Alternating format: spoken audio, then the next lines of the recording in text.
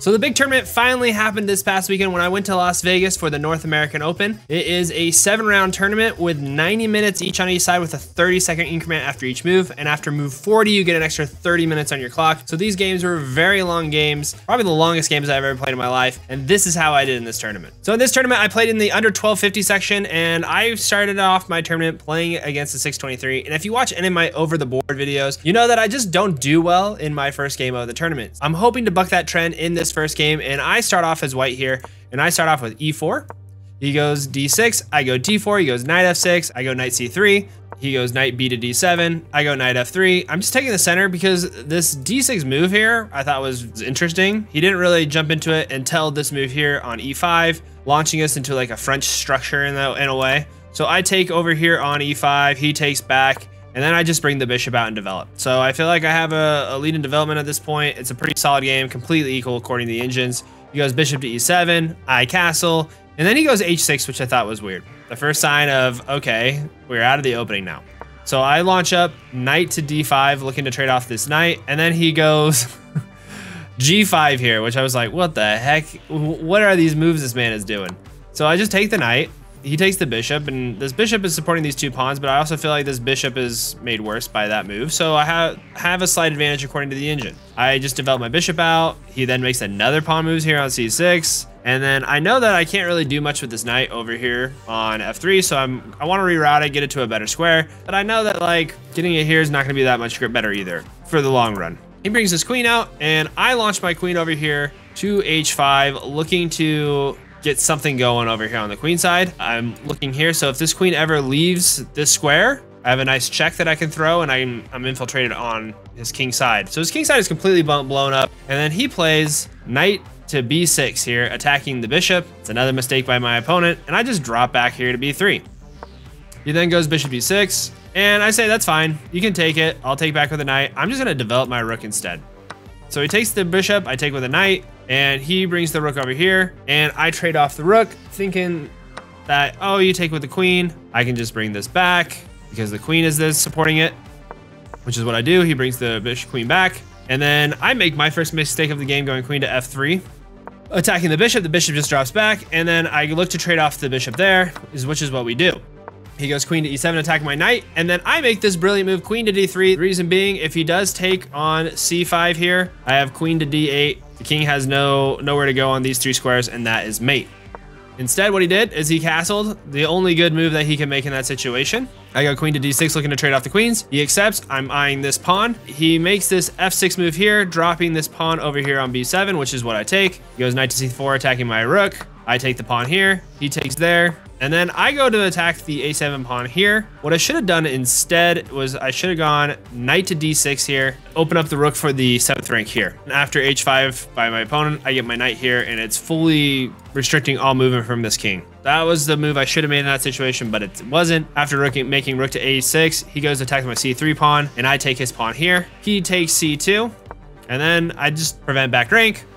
King to g7, I go to attack this pawn. He defends it with his knight. I then go back to attack to a6. He takes my knight here, I take that pawn, and then he moves his knight here, which is a blunder because I have knight to d6, checking the king and winning the knight. And so I'm up a rook and a knight, and I'm feeling good after this first game. Goes king to h5, I can throw a check on the king. He comes, attacks the knight again. I bring my knight back, then he checks my king. I just hide my king away, no big deal. He brings the king over here, and then I throw a check on the king. King comes back, I then throw another check, and I gobble this pawn here. He pushes up to e4, and at this point, I did not respect the passed pawn. I'll just say that right now. The passed pawn was not respected, and this is where things kind of started turning south for me. I go to attack this pawn, he pushes up, and then this is my last chance to really save it by going knight to d4 here, but instead I took the pawn here, which allows this pawn to queen and win the game. I was rushing at this point. We had been playing for about 2 hours, and I was mentally exhausted. I'm sorry. So the king comes here to prevent the rook to coming here. I have to come here. He goes there, and I basically throw a check, hoping the king comes here, right? That's what I was hoping for. And so I have to throw away the rook for the pawn. And now I'm in a 3 pawn and a knight against a king and a rook endgame. Things ain't looking good for me here. So I try to get the king involved. He brings the rook out to attack the knight, and he attacks my pawn. And I just started pushing both these connected pass pawns, trying to protect my knight at the same time. And he's trying now to attack my knight. So after, you know, getting his rook in, I throw the check here. I attack the rook. He goes there. And then I defend the pawn here. But my luck is running out. He's going to be able to get this eventually. And I throw up this g6 pawn here. He brings the king back. And it's a very tough endgame that my opponent was able to, you know, fight to the bitter end. And I tried my best to make sure. I'm thinking here I might have it, but you have the nice rook to h7 here, pinning the pawn to the king, and there's nothing you can really do other than to basically go here. Because once the rook takes the pawn, it's over, which is what he does. We get a draw. So my first game of the tournament was a draw. It's not a loss, but it was a draw. It could be worse to start off a tournament, but I wasn't thrilled about my start to this tournament. So I go into my second round the next day. We're playing about 2 games a day, other than the first day we played 1 at the very evening. And so my second game here, I'm starting off as black. My opponent goes d4, and I go into a Slav defense, which is something I've been picking up now as black against d4. I find it better than the King's Indian because it's very similar to the Caro-Kann structure. So I go to protect the pawn in the center, and then I develop this bishop to f5, just getting my bishop out of this pawn chain. It's inaccurate, but for the purposes of the game, I thought it was fine. He brings out the bishop over here to g5, hitting this pawn to the queen. That's fine, I'll develop the knight. He takes, and then I open up the center here. I'm looking to just get my bishop and castle, which is basically what I do. I try to get this queen over here to pin this knight. And after the queen comes to attack my b7 pawn and win the rook, I bring out the bishop here, pinning the knight further, and castle, and I trade off the bishop for the knight there. So now the rook is pinned to this king. I'm trying to figure out my best way to exploit that. I go b6 to prevent any weaknesses from this queen. And then I take, he then goes knight to e2 here. And then I take d to c4. Queen takes there. And then I go and I attack this queen here because my knight is protecting this pawn here. So I'm feeling pretty good about my moves. He just drops the queen back. And I decide I want to get the knight involved. The rook is still pinned to the king, so I think I have enough time. And then he attacks my queen. So I offer a queen trade. He takes, and I take with the pawn so the rook can't take the free pawn here and be up a pawn. However, his structure is a little bit better, and that's something that is just unfortunate. So he goes to attack my bishop, and I say, great, you can take that. I will undouble up these pawns. I'll bring the rook over. I'll trade him. I'll get the open file. He brings the king out, and I bring this bishop over here thinking that if you take, I can get this structure here and be solid on the queen side. And then he brings the knight back instead. And so what I decided to do now is I'm trying to get this kind of situation where I'm just taking up space now on the king side. He shifts the knight over. I don't want to take that bishop. I bring the knight here, and he's preventing my knight from getting over here to e4 and g4. I push up here to a6. He goes bishop to d3. I just protect there. And I bring this here because I'm now trying to get this trade going. He goes to attack my bishop, and then I thrust over here to f4, trying to break up his pawn structure. And I'm able to take with the pawn here. He goes to trade off my knight with the king. I take intermittently with the pawn on check to bring the king over.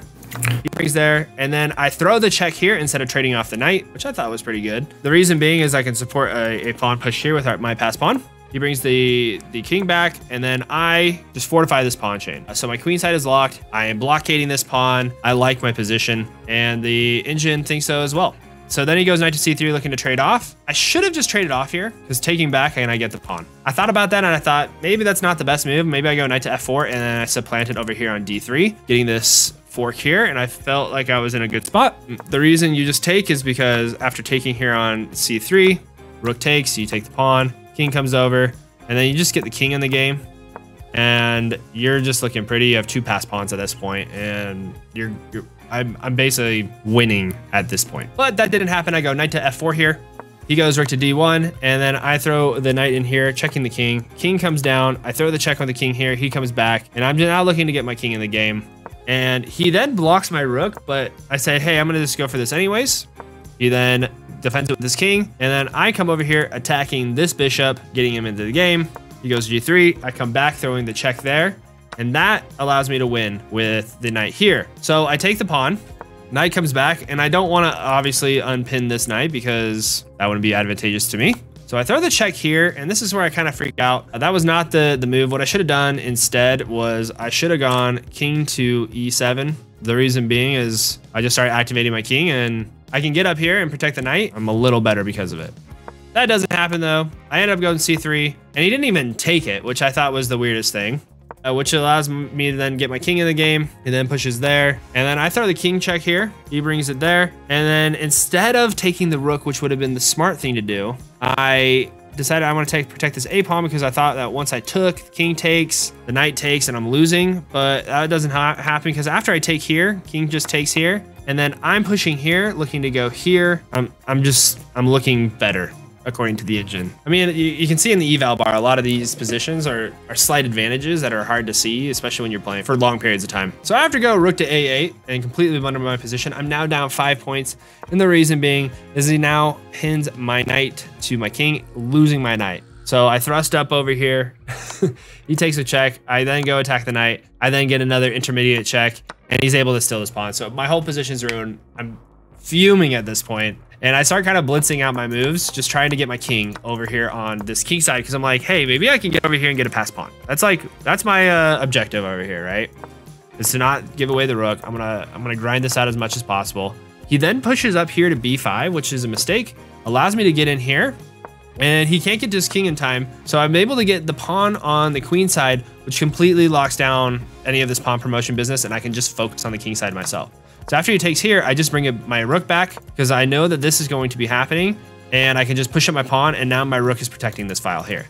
He then offers the rook trade, and this is where things go my way because I then take the rook, he takes the knight, and he's not able to get back in time to save all his pawns. So I keep taking all these pawns, and at this point, he offers me a draw. And I say, heck no, this is my only shot at winning. So I push up my pawn here on h4. He has to take with the knight, and he's not able to get there in time. And after I take his pawn over here on f4, it's an easy win for the black king, and I am easily going to win this game. I get a victory out of the jaws of a draw. I'm like, thank you. It would have sucked to have started this tournament half a point out of 2, but now I'm 1.5 out of 2. So I'm feeling pretty good about myself going into this next round. My third game is probably my most wild game and the one I kick myself the most over. And the reason being is I start off as white as e4. He goes into Caro Kann. I go into a King's Indian attack, throw him out of his theory, and things get dicey quickly, right? So I get into my King's Indian attack setup, and he comes over here to f5, attacking the center. So I have like these 3 pawns just in the center. I'm like, holy crap, he's just taking up so much space. How am I gonna be able to defend this? I don't wanna take this because then the rook's opened up. And so I take on d5 here, which allows him to get these 3 pawns still in the center, and it's very scary. And so what I think of is, oh, I'm gonna go looking to fiend cut of this dark squared bishop and get another piece attacking the center. He develops his knight. I go bishop to b2. He goes bishop to e6. And I get my queens in the center, and then he launches e4 here, which is a mistake. The reason being is I go knight to d4 here. He takes the knight, I take with the bishop, and he brings the queen over, attacking this pawn. And so I thrust this pawn up here, looking to break open the center again. So I'm attacking the center, his strong center, and I'm thinking this is my best chance at winning. So he then goes to push this bishop here. I take. Queen takes, I take on d5, he takes the bishop on d5, I take on e4 here, he takes there, and then we just kind of simplify. He brings the queen over here. Instead of the queen trade, he runs over here to g5, and I get my knight over here to c4, just looking to get my pieces active. He's also attacking the knight there. Knight to c6, I then thrust up here, attacking this pawn, and 2, there's a nice little check here that when this happens, he has to take with the rook, otherwise he wins the king. And so after he defends the pawn, thinking that that's what I'm going for, it's not. I go queen to e6 here, forking the queen and the queen. I am now up a rook, feeling very good about my position at 4.5 points according to the engine. He goes knight to e5, attacking my queen, and I just bring it back over here, now attacking the knight. He then throws a check on my king, and this is where things get dicey because I go king to g2. I'm still up. He brings up the rook over here on f3. And I take this extra pawn, then hitting here. But you have this little nifty check here. I go, the only thing that saves me is just king to h1. And I'm thinking that this is probably going to be about a perpetual draw at this point. He goes knight to f3, and I go rook f to c1. The reason being is I didn't see any path forward with going here, and then we go the checks. I thought that he was going to, in this position here, just bring the queen over. I can't do anything because of this. So what happens is I bring the rook over because I'm thinking that when this happens, I'm able to get my king escaping, basically. So I bring my rook out over here to c1. He then goes queen to h5, which is what I was expecting. And I thrust up here instead to h4, trying to create some sort of fortress for my king. He then goes queen to f5, and I'm thinking he's about to come here. And I then defend against that h3 attack there. And he goes knight to d2, which is the blunder because of f4 here, thrusting up in the center. And I was too afraid. I was too afraid to make that move. That stops the queen attack dead in its tracks, basically. And so what I did from here is I took on a7, got really greedy, and that was a draw for me. The reason being is the queen here, king h2, you bring the knight back in on knight to f3 check, and then you basically can just do a perpetual from this point forward. So I go king to h3, he goes g5, and I take here, he takes with the knight, throwing me in check, and I just bring it back. We're still in a draw position as long as I play it perfectly. He then throws a check here, I come back, he goes queen to h5, I come back here, he throws another check, and at this point, I'm supposed to go king h2. We're supposed to just perpetual it until the end of time. And instead, I take here on h4. That's the end because you have rook to g8 here, king to f1. The queen takes the check on d3. I come here, and it's rook on g1 mate. And so I went from a draw to a loss really fast. It was still very hard to see. I was calculating for a long time. I used all my time. At that point of the night, I had been playing chess for 7 hours. So I was exhausted, and I think it showed. So I finished the second day 1.5 out of 3. I'm not super stoked about my gameplay so far. I was really hoping to go really high in the standings and hopefully win some money out of this tournament. And at this point, it's really dashed unless I clutch it the rest of this game. So I go into my 4th game here as black, and I need a win. My opponent goes e4, I go c6. We go into a Caro-Kann. We go into a classical variation, and instead of going knight to g3 here, attacking this bishop, they went back over here to c3, which I thought was weird, and I said, okay, that's fine. I'll just develop the way I would in a Caro-Kann situation, get all my pieces to the right place, basically just get all my pieces in the game. And so I'm currently out of the opening at this point, and they go queen to d2 for some odd reason, and I go ahead and I attack that queen. This is a mistake. What I should have done instead, I should have gone b5, attacking this bishop. But these are small inaccuracies that you just don't see. So I go knight to e4 here, attacking the queen. The knight trades, and now I have 2 great bishops, beastly bishops, as they say in the middle game textbook that I've been reading, pointed at the king side, and this can spell trouble for white pretty quickly if they don't play well. So they go queen to e2. I bring my knight into the game. I just string more pieces into the attack. They go king to h1 because they see that this is coming soon after take. And I decide to get my knight in even more. And then she makes this weird move to open up this move with the queen. I decide to take with the bishop. It blunders the bishop, but that doesn't matter to me because after she tries to trap my bishop, I just take it back anyways, giving me a brilliant from the engine. And after taking, I take with the queen. I say, go ahead, take this bishop. The queen comes on g2, and then I pin the queen there. The rook comes here, and I don't even worry about taking the queen. I just sidestep it for the mate. I felt really good about that game. I'm coming off thinking I'm just hot stuff, and I'm like, I put on a clinic, I made no mistakes, and then I look at the engine, I'm like, oh yeah, I blundered that bishop. Which if they took that bishop, who knows what would have happened. I probably would have been down, and it wouldn't have been looking good for me, but thankfully she didn't, and now I get that win on my comeback journey. So I go into the night of the 3rd evening, and I'm playing against probably my highest rated opponent. She was about 1,000. She was about rated where I was in classical chess. She starts off as white, I start off as black, and she goes d4, and I go into a Slav variation. She goes in the queen's gambit. Again, I get this bishop out, and then she plays a3, which I thought was interesting. I go knight to f6, brings in the bishop there. I just develop my knights, and then she played this weird c5, kind of locking down the position. Now it's like I could go here and take that in, destroy my king side. I didn't know what to do yet, so I didn't really know if I want to attack that. I just figured I should get my bishop developed and castled, which is what I do. I've got my development fully set, and then she goes bishop to d3, attacking this bishop. We trade it off. What do I do here? All my pieces are developed. How do I best attack this? And I go knight to e4 here, saying let's trade. Fine, I have nothing else to do. I'm gonna be down a pawn. This is basically my thought process here, right? What I should have done instead is I should have just attacked the bishop here on h5. According to the engine, what they say is white should castle, allow me to take the bishop and get the bishop pair. I figured what would happen is they would just drop back here, I'd take, and then it opens up this rook to the king side, and that's not something I wanted, and I just said, I didn't really want to put it out there. So after taking e4 and they take, they're up a pawn. Kind of unfortunate. I go to attack the queen, and this is where I missed a nice little move because I went knight to d5, centralizing this knight and attacking the bishop. But what should I have done instead is I should have just gone bishop to c5 here, and I can take that because of the pin here. So that's what I should have done. Instead, I go knight to d5, and I realized as soon as I moved back to d5 that was there. So this tactic is in my brain as we continue on in this. He just drops the bishop back, and I go and attack the queen, check. I was like, nah, that was a dumb move, Zach. Like, what are you thinking? Just come back. There's nowhere to go from here. Like, you're not winning on the queen side. So I just bring it back. They castle. I go knight f6 because I'm like, oh, this is still happening. So I go and attack. The queen comes back. I take it with the bishop. They take opening this rook file. I figured that was a necessary like thing that I had to do. And now I can take this pawn on at c5. And she was comfortable this whole time until I made this move. And then she started taking her time a lot more. Because I just equalized the position, and this is going to be a fun game from here on out. So the queen comes back here, attacking this b7 pawn, and I just bring out the queen here. You can't take the bishop because I'll take the queen. And so after, you know, a queen trade, my bishop's sitting pretty, and I'm better because of it. So after the queen comes over here to c4, I just drop my bishop back, keep it centralized. The knight comes over here to g5. I then offer another queen trade. She takes it this time, and getting to rook to the open file, I just attack the knight. They bring the knight over here to e4. I offer a trade of rooks, and then she comes over here to the knight on c5. All right, let's kick this out. Knight drops back, centralize the bishop again, going for this pawn here.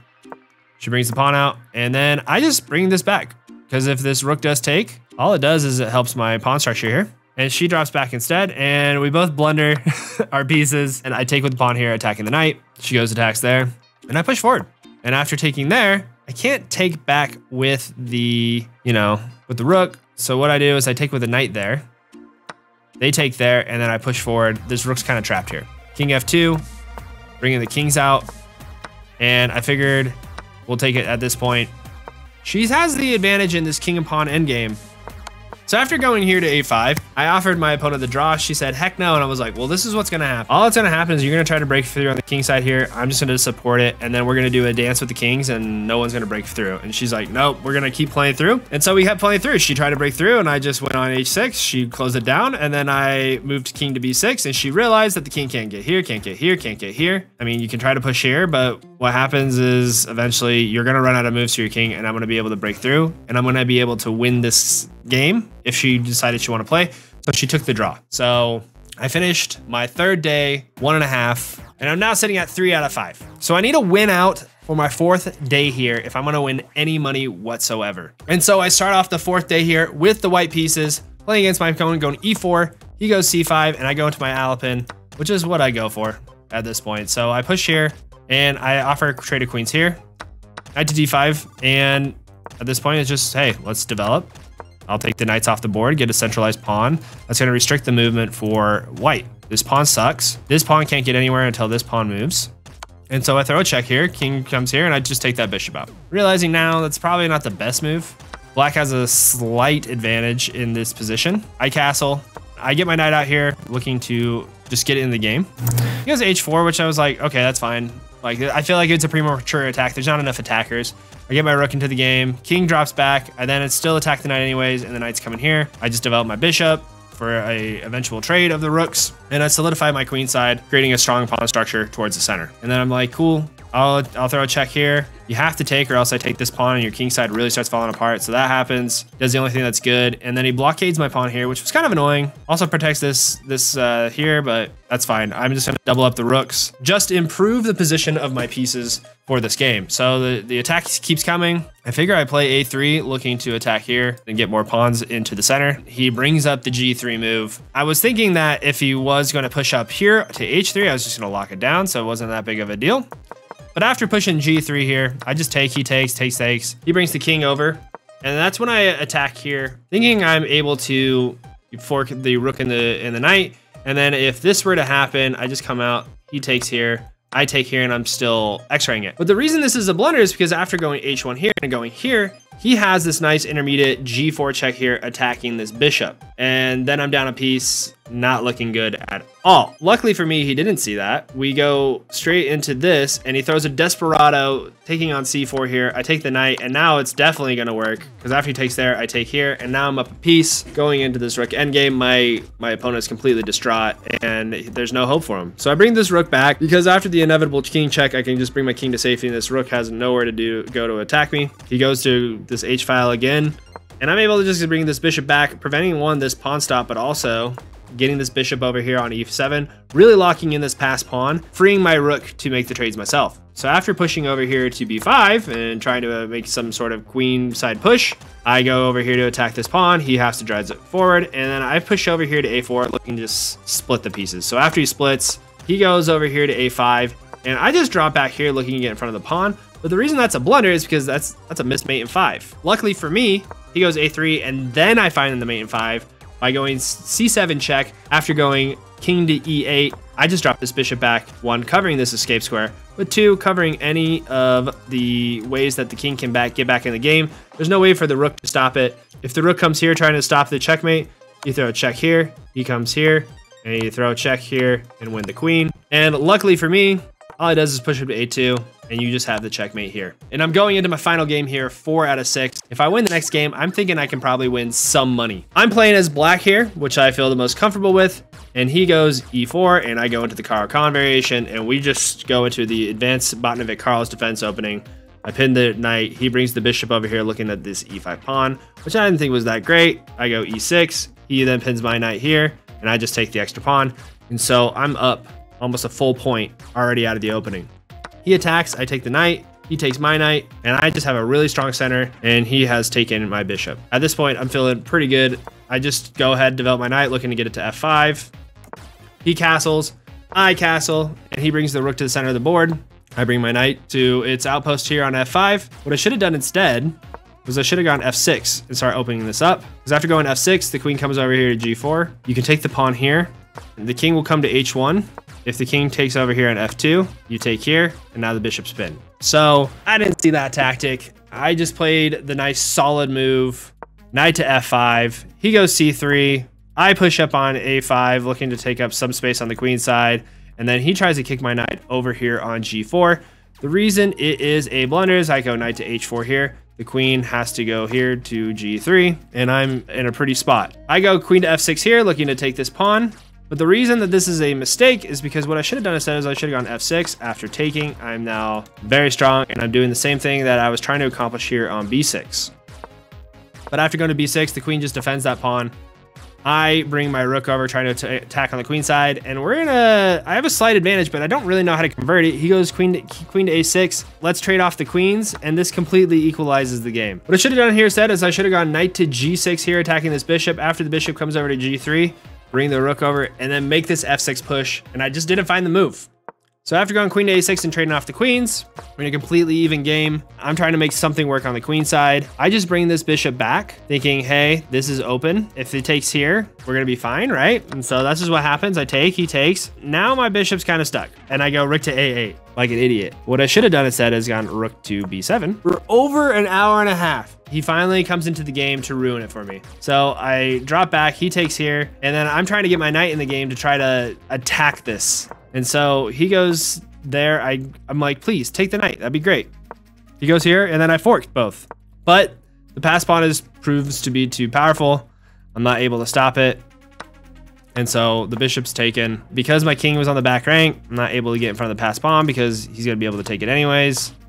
And so I finished this now tournament going 4 out of 7. Just not playing the best of my ability. Still happy that I was able to play in a major tournament like this, and really learned a lot by playing these classical games about my play and where my weaknesses are. So I'm looking forward to coming back to the local tournaments here and improving my rating as I gear up for some more classical tournaments down the line. My next tournament video will be right here, and I'll see you next time.